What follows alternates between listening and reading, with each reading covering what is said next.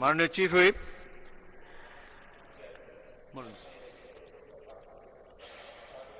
সংযোজনের বিষয় তো আছেই, আমি সেই সাথে আজকের মহান সংসদে উত্থাপন করছি আমাদের একসময় সাবেক মন্ত্রী এবং আমাদের জামাত ইসলামী বাংলাদেশের মাননীয় নেতা এবং উনি চেয়ারম্যান ছিলেন জনাব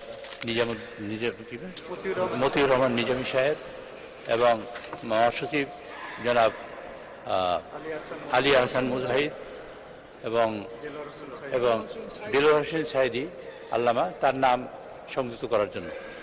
সেই সাথে আরও অনুরোধ করছি আমাদের ঝিনেদের 2 থেকে মোহাম্মদ মশিউর রহমান সাবেক সংসদ সদস্য যিনি ইতিমধ্যে মারা গেছেন তার নাম সংশোধন ইনক্লুড করার জন্য অনুরোধ করছি।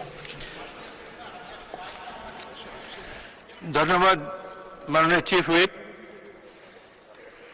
এই নামগুলো বাংলাদেশের প্রথিত যশা রাজনৈতিক নেতৃবৃন্দ, তারা এই সংসদের সদস্য ছিলেন। মাননীয় বিরোধী দলের নেতা, আমি এটা শেষ করি তারপর আপনাকে ফ্লোর দেব। জি বলেন। এখানে আরো কিছু গুরুত্বপূর্ণ নাম, আরো কিছু সংসদ সদস্য এবং জাতীয় ব্যক্তিত্ব যারা নির্যাতন নিপীড়নের শিকার হয়ে দুনিয়া থেকে বিদায় নিয়েছেন, সেই নামগুলো প্রস্তাব করার জন্য আমি বিরোধী দলের উপনেতা জনাব ডাক্তার সৈয়দ আবদুল্লাহ মোহাম্মদ তাহেরকে অনুরোধ করছি, আপনি মেহরবানি করে তাকে একটু ফ্লোর দেবেন। ধন্যবাদ। মাননীয় বিরোধী দলের উপনেতা।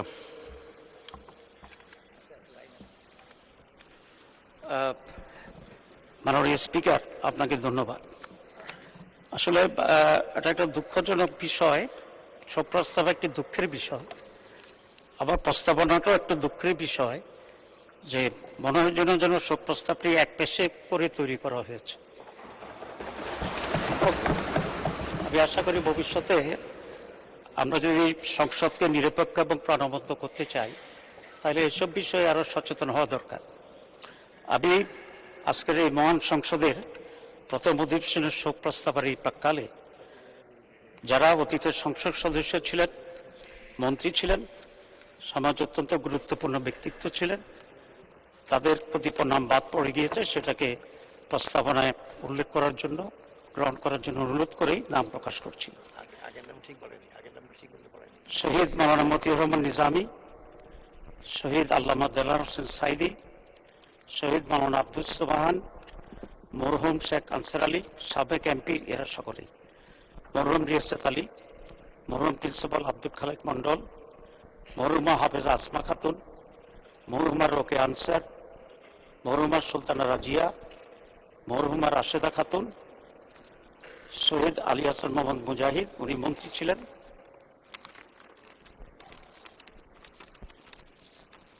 মাওলানা এ কে এম ইউসুফ, অধ্যাপক নাজির আহমেদ, শহীদ মোহাম্মদ কামারুজ্জামান, শহীদ আব্দুল কাদের মোল্লা, শহীদ মীর কাসিম আলী, জুলাই বিপ্লবের শহীদ বৃন্দ, এটা অলরেডি উল্লেখ করা হয়েছে।